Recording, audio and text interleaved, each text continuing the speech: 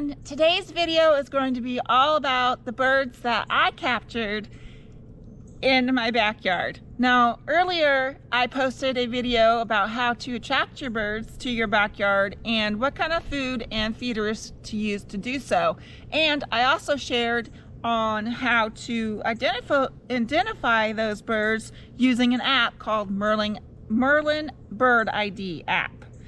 And today I'm going to share some of the footage that I took with my 7D Mark II Canon, and also the photographs that I captured.